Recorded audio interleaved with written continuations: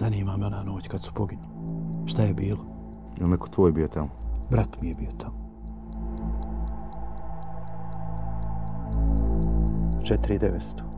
A što nije 5.000?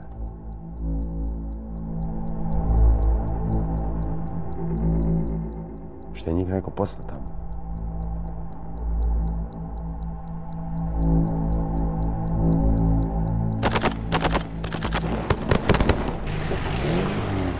Ti nakon ovog prestaješ.